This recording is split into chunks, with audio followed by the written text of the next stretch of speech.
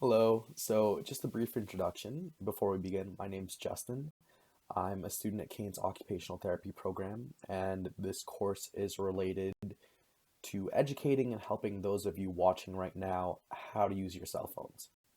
So, we'll be covering things such as how to use your alarm clock, changing your phone's wallpaper, and much more, which I will go into when we get to the syllabus portion. As some of you may know, this class was originally meant to be in person. However, due to the recent COVID-19 or coronavirus pandemic, our university and many other places, as you know, are being shut down.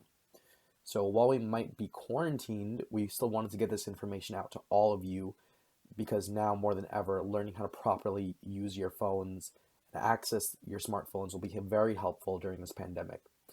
Your phones can unlock a whole other world of various things, such as entertainment.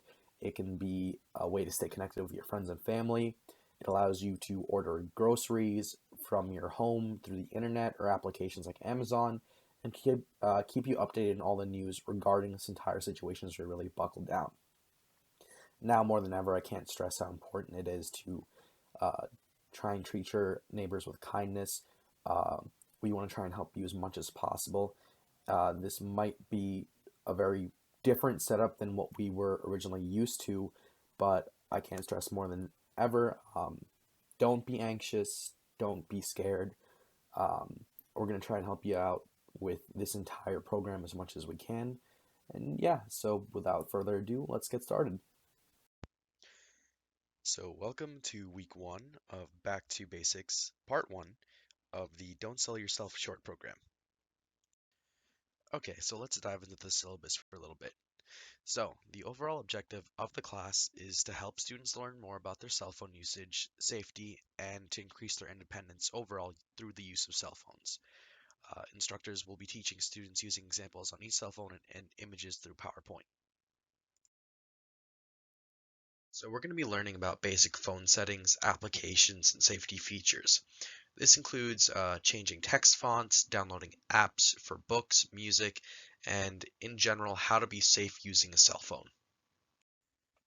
So here we have our calendar of events, and this is going to be covering how we're going to be doing things on a week-to-week basis. So the first week, the one we're in right now, we're going to be covering things like I'm going to be introducing myself, we're going to be covering the online format, how to use basic phone applications, things like how to use your calendar, how to set an alarm, just covering the basic phone settings and how to sign into Wi-Fi. So week two, upcoming the next week, we're going to be covering things like your display settings, changing font size, how to adjust your brightness if your screen is too bright for you, if it's not bright enough, changing sound and vibration, so like changing your ringtone, setting your phone to vibrate only if you're in a very important meeting where you don't want to be disturbed, changing your background, so your wallpapers, and then setting up a phone password as well.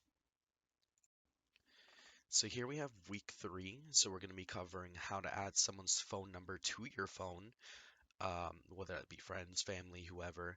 We're going to be also covering how to text message and how to group message, how to do both. We're going to be covering the very basics of phone calls, so group calls, video calling, and just phone safety. And group calling can be very important, whether you want to talk to multiple family members at once, multiple friends at once. Video calling could be very good for things like interviews through your phone, if need be, and setting up just group meetings in general for your job or for anything possible. Next up, we have week four. So, week four, we're going to be covering the App Store. So, we're going to be doing the first one, which will be book apps. We're going to show you how to search for books and access free reading materials. There's plenty out there. Week five, we're going to be covering music apps. So, we're going to teach you how to make a playlist, add songs to your library, finding new songs.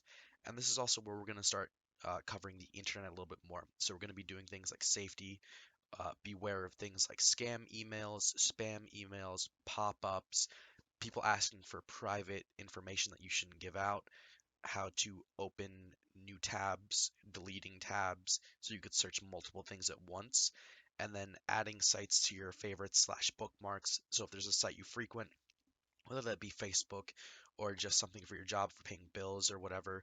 We can add that to your bookmarks so that you can instantly click on it and go straight to that site. Okay, now that we've covered the very basics of the syllabus, we're going to be diving into our PowerPoint now. So here we have the basic phone layout for Androids and iPhones, the main two types of phones that the majority of people use. So on the left you have a Samsung Android, and so on the left of it, it's a little difficult to see here, but there is a volume button. It's usually a giant bar with two parts that you can press on. The plus sign indicates that this is what you will use to raise your volume.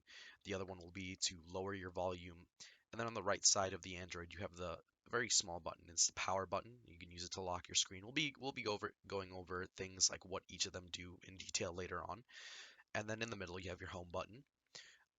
For the iPhone, you have the same concept pretty much. You have the volume buttons for to raise or lower the volume on the left side, and you have your power button or your lock button on the right side, and in the middle you have your home button. So they're equal in layout in terms of how they look. There are some newer iPhones that don't have the home button, but that's not too much to be worried about. We're also going to be covering in the next few slides the older Androids in case any of you do have an older Android. I'm aware that the layout is vastly different compared to this, and so we'll be going over that in a minute. Okay, so let's dive into what each button that we kind of just went over does. So we're going to start with the home button. Pressing the home button on your phone will generally take you to your phone's main menu. Uh, if you press and hold down your home button, it allows you to see your most recently used applications as well. So like we said earlier, there are some older Androids that still have this phone layout. There are even still some being sold now. So the older Android bottom buttons, as you can see indicated here, the middle, the house is the home button, very easy to see. And we're going to be going over the next few in a second. All right, so here we have the arrow button. As you can see it on the bottom left. The arrow button will take you back to your previous screen. So say you're in the middle of an application, such as like listening to your music, and you get a text and you go to the text screen. If you want to go back to your music screen, you will tap this button and it'll take you back. The arrow button will also take you back to your previous screens when you're using the internet as well. So say if you go to a new page or you go forward and you click on something but you want to go back, this will do that for you. And then the three line buttons on the right side will open up your menu or settings on your phone. Uh, if your phone does have different images than the ones shown in this picture, there's nothing to be worried about.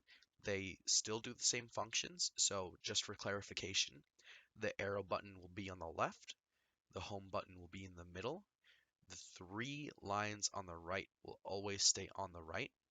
And for those of you with iPhones, the iPhones do not have a back button, but generally on the screen, they will have a way to take you back or to cancel or undo things.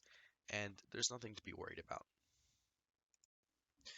All right, so here we have our volume buttons. We have a picture of an older Android model and an iPhone right here for you. So for some older Android models, your volume button might be on the right side of your phone.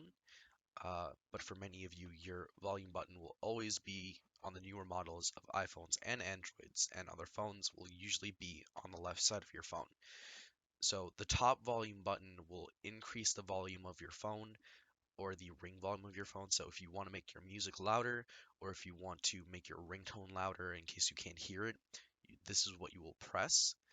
The bottom volume button will decrease the volume of your phone and your ring volume. So if you need to silence your phone, basically, if in case you're in a meeting, this is what you're going to be pressing. Or if you need to turn down your music in case you need to hear someone, if someone's talking to you or something, this is what you're also going to be pressing.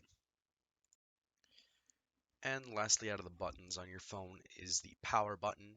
The power button is located on the right side of your phone. If you need another picture, you can go back to the first part of this video if you need to, or you can look at your phone.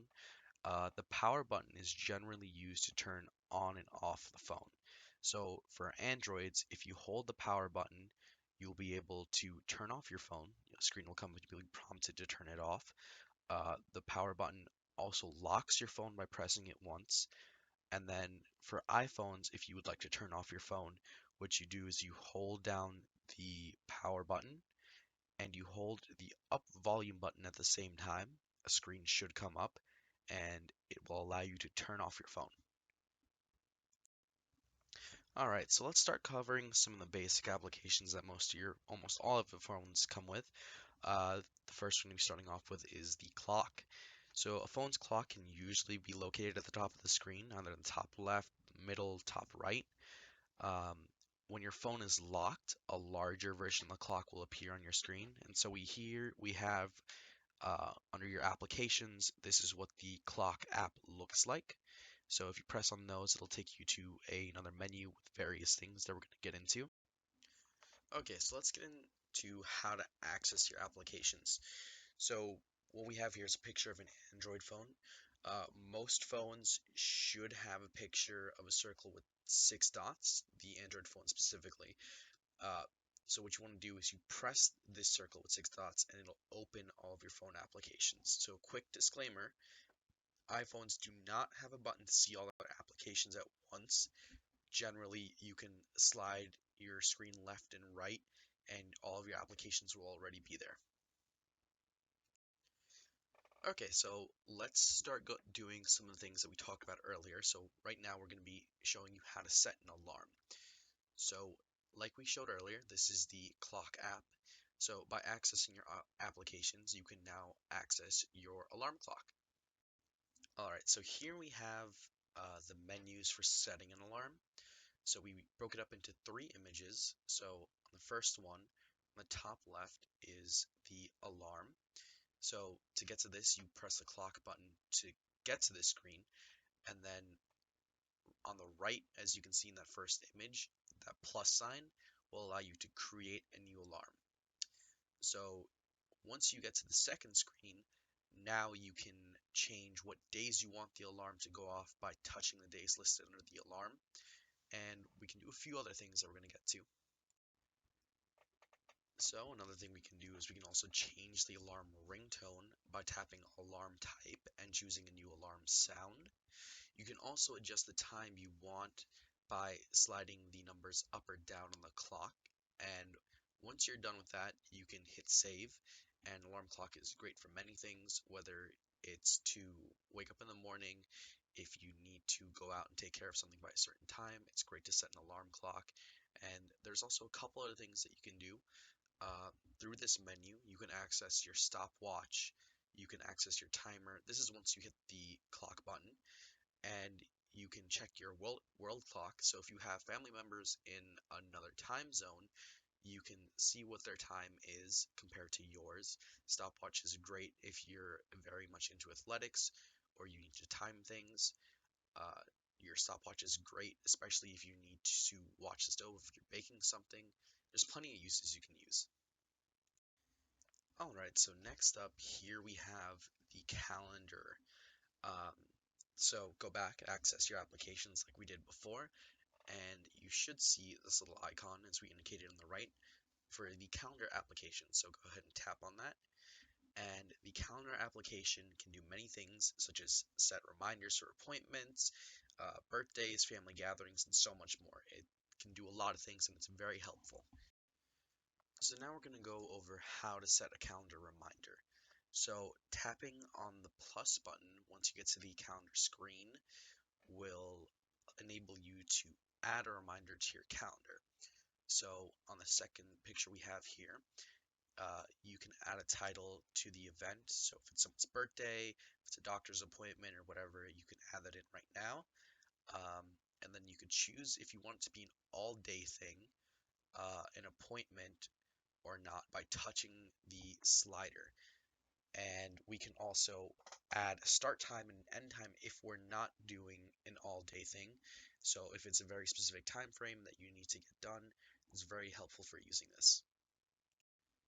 So another thing is you can also have your phone set a reminder for you before the event or appointment happens. So you can have it remind you the day before the event, an hour or so before the event, a week, 2 weeks before, however long you need.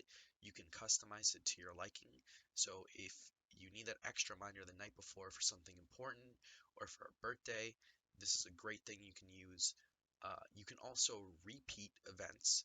So if it's something like someone's birthday, you can set it annually. So each year on your calendar, it will remind you that today is that person's birthday. So here we're going to be talking a little bit about your general settings. So it can be accessed by finding and pressing the gear icon in your phone once you access all your applications. So on the right, the top one is the Android general settings, and on the bottom one is the Android settings.